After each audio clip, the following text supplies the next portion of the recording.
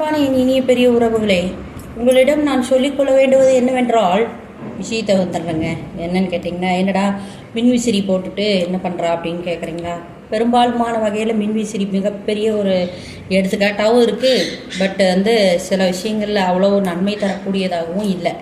சரிங்களா? ஏன்னு கேட்டால் கருத்து இந்த ஃபேன் நல்லா ஓடும், கம்பெனி நல்லா இருக்குது, ஃபேன் ஓடும். அது மாதிரி நிறைய வெரைட்டி ரெக்கையெல்லாம் கரெக்டாக இருக்குது அதனால் ஓடும், அல்லது உள்ள பேரிங்கோட கெப்பாசிட்டி நல்லா இருக்குது அதனால் ஓடும்.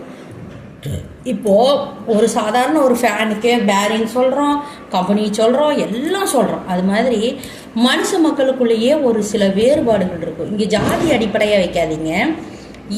சாதாரணமாகவே ஒருத்தருக்குள்ளே ஒருத்தர் மேலே கீழேன்னு ஒரு இதாக இருக்கும்.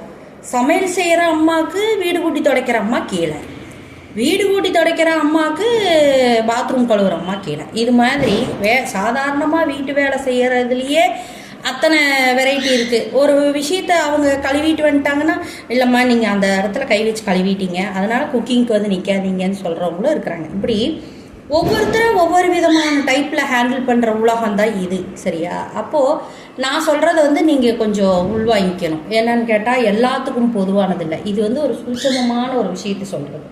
என்னன்னு கேட்டிங்கன்னா, ஒவ்வொருத்தர் ஒவ்வொரு லிமிட்டில் வச்சுருப்பாங்க.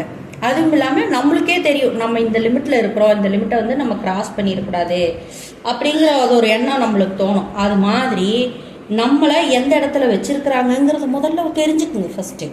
சில பேர் என்ன செய்வாங்கன்னா, தங்களுடைய காரியங்களுக்காகவும் தேவைகளுக்காகவும் உள்ளே எடுத்துக்கிட்டு போவாங்க நம்மளையே.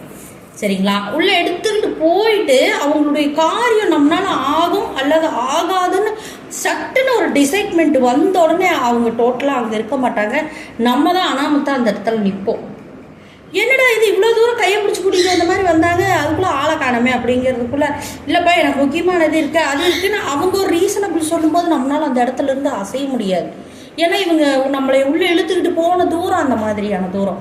இந்த பக்கம் வர முடியாமல் அந்த பக்கம் போக முடியாமல் நிறையா விஷயங்களில் நம்ம மேலே அடிபடுவோம், கீழே அடிபடுவோம். சரிங்களா? அப்போ இது என்ன அப்படின்னு சொல்லி கேட்டிங்கன்னா, உங்களுக்கான தகுதிகளை நிர்ணயம் பண்ணிக்கங்க. ஜாதியை மட்டும் இதில் உள்ளே கொண்டு வராதீங்க. நீங்கள் எவ்வளோ பெரிய ஆளாக இருந்தாலும் ஒரு ஒரு வேலைகளில் இருக்கீங்க அல்லது ஒரு லிமிட்டில் இருக்கீங்க அப்படின்னு சொன்னால், அதை தாண்டி ரொம்ப எமர்ஜென்சிக்கு மட்டும்தான் எந்த ஒரு விஷயத்துக்குள்ளே நம்ம போக வேண்டியது வரலாமே தவிர, அதை தாண்டி இவங்க சந்தோஷத்தின் பேரிலோ உணர்ச்சி வசத்தின் பேரிலோ நம்மளை ரொம்ப அக்செப்ட் பண்ணி உள்ளே இழுத்துக்கிறாங்க அப்படின்னு இருந்தால், தயவு செய்து நீங்கள் எச்சரிக்கையாக இருக்க வேண்டியது உங்களுடைய மிகப்பெரிய கடமை. ஏன்னு கேட்டால், ஒரு சொல் கொள்ளும் ஒரு சொல் வெல்லுங்கிற மாதிரி ஒரு சில பிஹேவியர்கள் நம்மளையே ரொம்ப பெரிய உச்சத்துக்கு கொண்டு போகும். ஒரு சிலரினுடைய பிஹேவியர் நம்மளுடைய தாழ்வு மனப்பான்மையை தூண்டி விட்டுரும்.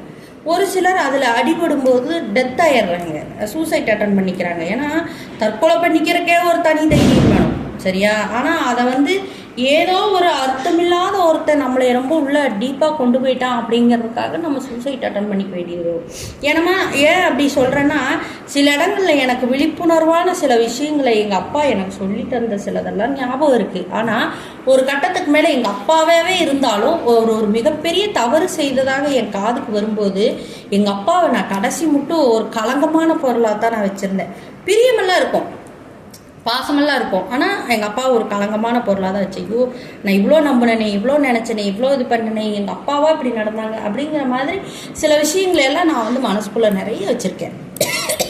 சரிங்களா? அது என்னோடு கடந்து போகட்டுமா அப்படிங்கிறத விட, என்னோடு கடந்து போகல என் மனசோட என் எண்ணங்களோட இன்னைக்கு வரைக்கும், கிட்டத்தட்ட அது நடந்து பல ஆண்டு ஆனாலும் இன்னைக்கு வரைக்கும் அது ஒரு பெரிய மனசில் ஒரு தழும்புகள் மாதிரி இருந்துகிட்ருக்கு. தயவு செய்து இது ஒரு சின்ன விஷயத்தை சொல்லி ஒரு பெரிய விஷயத்துக்கு போடுற அடித்தளம்னே நீங்கள் நினச்சாலும் சரி, தயவு செய்து உங்களுக்கான எல்லைக்கோடுகள் நிறைய இருக்குது. நம்ம வளர்ச்சியில் தான் எல்லையை தாண்டி எங்கே வேணாலும் பரவலாமே தவிர, ஒரு சிலர் நம்மளை இது பண்ணித்தரேன், அதை பண்ணித்தரேன், உங்களை இப்படி பண்ணித்தரேன், அப்படி பண்ணித்தரேன், நான் நினச்சா அதை பண்ணிடுவேன், இதை பண்ணிடுவேன்னு சொன்னால் எந்த கொம்பனாலையும் நடக்க முடியாது. சரிங்களா? கரும்புனா கிளிய காத்த கதை தான் ஆகும். சரிங்களா? அதனால் தயவு செய்து உங்களுக்கான இடம் எங்கே கொடுத்துருக்குறாங்க, எந்த இடத்துல நம்மளை மதிக்கிறாங்க, எந்த இடத்துல நம்மளை தள்ளி வைக்கிறாங்க அப்படிங்கிற ஒரு எண்ணத்தை பலமாகவும் பல விதத்தில் உங்களுக்குரிய நல்ல எண்ணமாகவும் அதை எடுத்துக்கிட்டு உங்களோட லைஃப்பை ஸ்டார்ட் பண்ணுங்கள். இந்த தடவை உங்களுக்கு தெரிஞ்சிருக்கும் நம்மளை எந்த இடத்துல வச்சுருக்குறாங்க, ஒரு பொருளை கொடுக்கும்போது என்னென்னலாம் சொல்லி கொடுக்குறாங்க அப்படிங்கிறதெல்லாம் உங்களுக்கு கொஞ்சம் புரிஞ்சிருக்கும். அதே மாதிரி இன்னொன்று சொல்கிறேங்க கேளுங்க, இந்த வழியில் போனால் எனக்கு பணம் கிடைக்கும்னு சொல்லி நீங்கள் போகிற வழி உழைப்பாக இருந்துட்டா உங்களை ஜெயிக்கிறதுக்கு யாராலே முடியாது.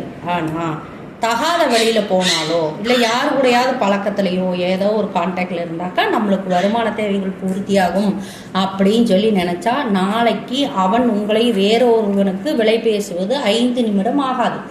கண்டிப்பாக உங்களை எவனோ ஒருத்தனுக்கு வேலை பேசி விட்டுட்டு போயிடுவான். அல்லது உங்கள் பிள்ளைக தோளுக்கு மேலே வளரும் போது உங்களை மாதிரியான ஒரு மோசமான தாயவோ தகப்பனைவோ பார்க்க முடியாது. அந்த மாதிரி உங்கள் பிள்ளைகளுடைய மனசில் நீங்கள் போய் ஆக்கிரமிச்சு உட்கார்ந்துருவீங்க. அப்போ கடைசி மட்டும் நீங்கள் சாகர மட்டும் அந்த வார்த்தையாலேயே கொல்லப்படுவீங்க. அதாவது செய்யும்போது வயசோட ஊக்கத்தில் ஒரு தப்பை செய்துட்டோம், ஆனால் வயசான காலம் போது செகண்டுக்கு செகண்ட் உங்களுக்கு 4 கிழமை நகராது. சரிங்களா? அதனால் பார்த்து பணிக்கா உங்களுடைய குழந்தைகளின் சந்தோஷத்துக்காக வாழுங்க. அது உங்கள் பிள்ளைகளுடைய மனசில் நீங்கள் இடம் பிடிக்கிறதுக்கான சான்சஸ் இருக்குது.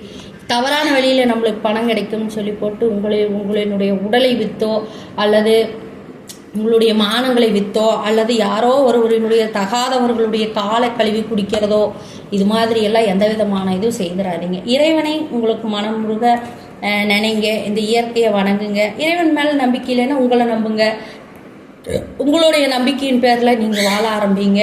நிச்சயமாக அது உங்களுக்கான இலக்கை தேடி வரும். திரும்பவும் சொல்கிறேன், யார் எந்த இடத்துல நம்மளை வச்சுருக்குறாங்கங்கிறத முதல்ல புரிஞ்சுக்குங்க. நம்ம வெற்றியினுடைய இலக்குக்கு எந்த எல்லையும் தாண்டலாம். ஆனால் அதே சமயம் யாராவது ஒருத்தர் மூலியமாக தான் நம்ம ஒரு விஷயத்தை பண்ண முடியும்னு நீங்கள் நினச்சிங்கன்னா அது 100% வாய்ப்புகள் இல்லை. அதுக்கு அந்த மாதிரி மனிதர்கள் இருந்த காலம் கடந்துருச்சு.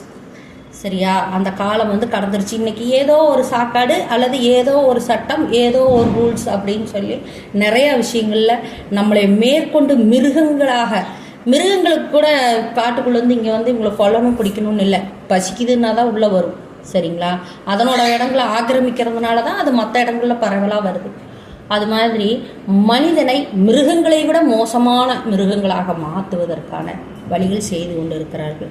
அதில் பெரும்பாலுமான பங்குகளை வகித்து கொண்டிருப்பது டச் மொபைல், தொலைபேசி தான்.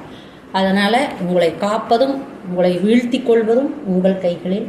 ஜாக்கிரதை, ஜாக்கிரதை.